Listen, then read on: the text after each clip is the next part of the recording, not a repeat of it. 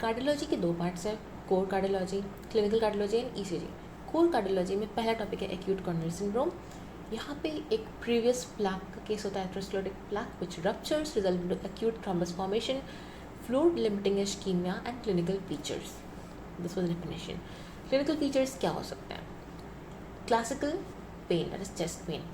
It can be rest pain अगर acute history है तो, क्योंकि सिर्फ एक्सर्शनल पेन से हमारे दिमाग क्रॉनिक स्टेबल एंजाइना की तरफ जा रहा है। Pain has to be new onset और it can be new onset less than 2 months old.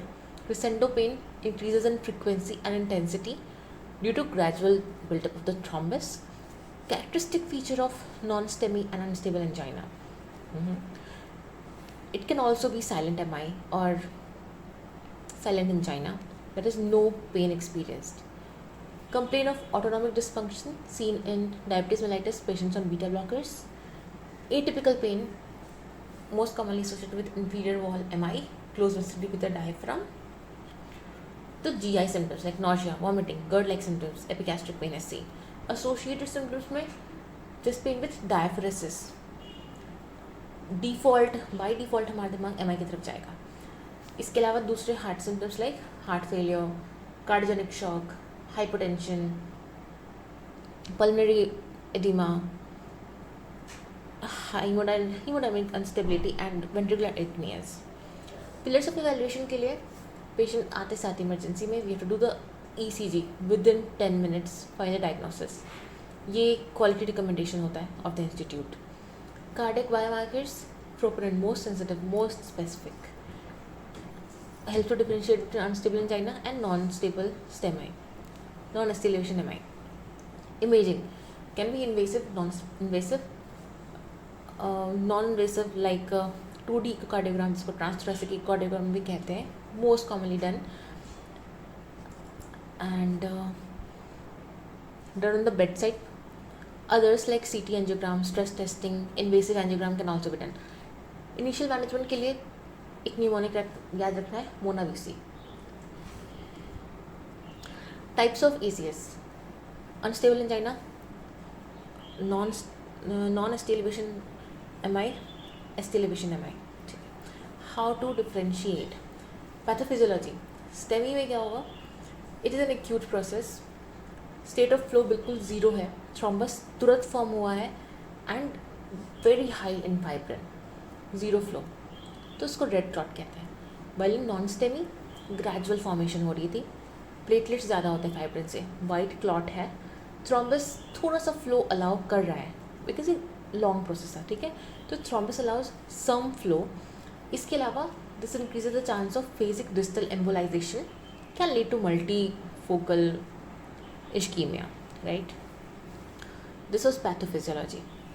History: STEMI के लिए पेशेंट आएगा chest pain, diaphoresis, and non STEMI unstable angina के लिए पेशेंट आएगा mainly with crescendo pain, new onset pen.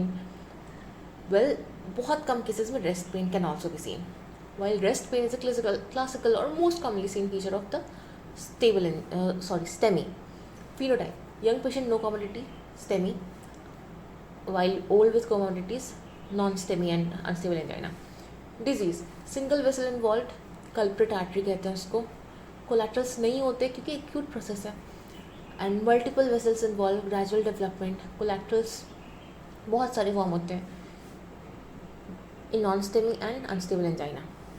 ECG के लिए ST elevation देखने को मिलता है एंड ECG में ST एलिवेशन नहीं देखने को मिल रहा है, सो मतलब डिप्रेशन हो सकता है, ऐसे डिप्रेशन या इधर T wave inversion और normal ECG can also be scene. Troponins positive in STEMI, positive in non-STEMI and negative or normal in unstable angina. Only way to differentiate unstable angina and non-STEMI. Treatment goal: STEMI के लिए बिल्कुल no flow state है तो हमको थोड़ा सा flow वापस चाहिए, तो reperfusion is a goal of treatment. Primary reperfusion, PPCI या लाइसिस कर सकते हैं बिकॉज रेड क्लॉट है, रिच इन फाइब्रिन, थ्रोम्बोलाइसिस है, fibrinolysis can easily be done. Why treatment goal for non STEMI: thrombus का लोड कम करना है, we have to decrease phasic distal embolisation. How do we do this? हमें treatment करना है with anticoagulants enoxaparin and no fibrinolysis. बिल्कुल contraindicated, absolutely contraindicated because platelet rich clot है. This will aggravate the process. Mortality की बात करें, early mortality less than 30 days, most commonly seen in acute process like STEMI, then in non STEMI.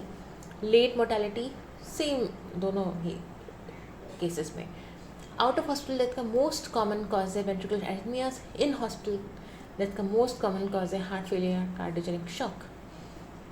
Pathology STEMI के लिए transmural involvement, focal इश्कीमिया, right. यहाँ पे collaterals form नहीं होते हैं एंड सिंगल जगह पे ना पैथोलॉजी है, बस फोकल इन्वॉल्वमेंट है, तो वहाँ से इंजरी करंट आती है. ST एलिवेशन होता है तो ये लोकलाइज ईजिली कर पाता है in the ECG. Well in case of non STEMI, multi focal involvement, multi vessel involvement plus phasic distal embolisation, जिसके कारण अगेन मल्टी फोकल इन्वॉल्वमेंट. यहाँ पे सब endocardial part of the heart वो ज़्यादा इफेक्टेड होता है. It is most vulnerable. यहाँ पे कोलैटरल्स बहुत ज़्यादा होते हैं, इसीलिए नो फ्लो स्टेट तो यहाँ पे नहीं होता है. We can see ST depression which can not be localised 100%, non localisable because it is multi focal obviously. Now evaluation पे वापस आते हैं. When we look at the ECG, ECG can be ST elevation as I told you, or it can be no ST elevation, that is ST depression, T wave inversion or normal. We have to note that normal ECG, troponin, echo does not exclude ACS. Clinical supervision of ACS करना है उस patient का, and we have to admit or observe. We do not discharge, right. अब biomarkers पे आते हैं. Biomarkers एक basic level form करते हैं अपर रेस्टिंग लिमिट और अपर रेफरल लिमिट, ठीक है. उसके अकॉर्डिंग या उसके रिस्पेक्ट में राइज एंड फॉल अगर प्रेजेंट है तो मतलब मायोकार्डियल इश्कीमिया वो सजेस्ट कर रहे हैं. Now troponin is the most specific, most sensitive. Initial rise 2 to 4 hours में होता है, peak at 24 to 48 hours. Troponin I base line पर वापस आता है with in 7 to 10 days and troponin T वापस आता है with in 10 to 14 days. Now initial rise 2 से 4 घंटों बाद होना शुरू होता है आफ्टर द एक्यूट अटैक. तो this phase is called troponin lag. इसको कवर करने के लिए बहुत सारे दूसरे कार्डियक बायोमार्कर्स प्रपोज किए गए थे 90s में, like heart fatty acid binding protein, ischaemia modified albumin या myoglobulin, but these are very less specific, hence these are discarded, not used anymore. Well, coming back to the troponin, initial negative troponin does not rule out ACS because troponin lag, we talked about it.